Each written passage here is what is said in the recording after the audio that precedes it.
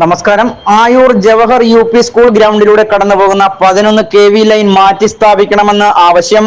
Ayur electrical സെക്ഷന്റെ കീഴിലുള്ള 11 kV line മാറ്റി സ്ഥാപിക്കുവാനായി നിരവധി തവണ ആവശ്യപ്പെട്ടിട്ടും നടപടി വൈകുന്നത് ആപത്ത് ക്ഷണിച്ചു വരുത്തുന്നതാണെന്ന് ഹെഡ്മിസ്ട്രസ് പറഞ്ഞു.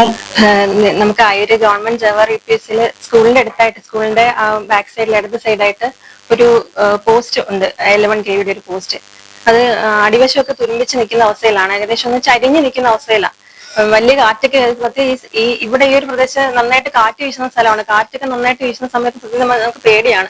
കാരണം എന്തെങ്കിലും ഒരു അപകടം സംഭവിക്കുമെന്നില്ല. അടുത്തിടയ്ക്ക് തേവലക്കര സ്കൂളിൽ ഒരു അപകടം നടന്നതിന് ശേഷം നമുക്ക് ഇതിനെപ്പറ്റി കൂടുതൽ ആശങ്കയാണ്. കാരണം കുഞ്ഞുങ്ങൾ അതുവഴിയാണ് ടോയ്ലറ്റിൽ പോകുന്നത്. സ്കൂളിന്റെ ബാക്ക് സൈഡിലാണ് നമ്മുടെ ടോയ്ലറ്റ് ഉള്ളത്. അപ്പൊ അതുവഴിയാണ് കുട്ടികൾ ടോയ്ലറ്റിൽ പോകുന്നതും പാത്രം കഴുകുന്നതും അതിനടുത്തായിട്ടാണ് പാത്രം കഴുകുന്ന സംവിധാനങ്ങളൊക്കെ ഒരുക്കിയിരിക്കുന്നത്. അപ്പം അവിടെ അവരെപ്പോഴും പോകുന്ന സ്ഥലമാണ്.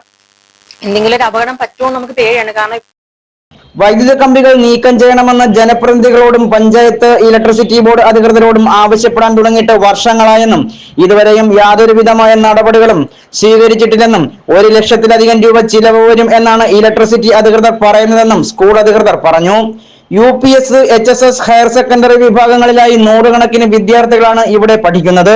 ചില സമയങ്ങളിൽ പോസ്റ്റിന് മുകളിൽ നിന്നും ഭയാനകമായ ശബ്ദങ്ങളും തീയും പുകയും ഉയരുന്നതായും അധ്യാപകർ പറയുന്നു. തേവലക്കര സ്കൂളിൽ സംഭവിച്ചതുപോലെയുള്ള ആപത്ത് സംഭവിക്കുന്നതിന് മുൻപ് ഇലക്ട്രിസിറ്റി അധികൃതരുടെ ഭാഗത്തു നിന്നുള്ള കൃത്യമായ ജാഗ്രത ഇക്കാര്യത്തിൽ ഉണ്ടാകണമെന്നും രക്ഷകർത്താക്കളും ആവശ്യപ്പെടുന്നു. സ്കൂളിന് മുന്നിലൂടെ കടന്നുപോകുന്ന പോസ്റ്റ് തുരമ്പിടുത്ത നിലയിലുമാണ്. ഈ പോസ്റ്റിനടുത്തു കൂടിയാണ് നിരവധി കുട്ടികൾ ക്ലാസ്സുകളിലേക്ക് പോകുന്നത്. വർഷങ്ങളുടെ പഴക്കമുള്ള ഈ ആവശ്യം ഉടനടി പരിഹരിച്ചില്ലെങ്കിൽ സമര പരിപാടികൾക്ക് നേതൃത്വം നൽകുമെന്നും രക്ഷകർത്താക്കൾ അറിയിച്ചു. കൂടാതെ യുവജന സംഘടനകളുടെ നേതൃത്വത്തിലും സമര പരിപാടികൾ ഏറ്റെടുക്കുമെന്ന് നേതാക്കൾ അറിയിച്ചു.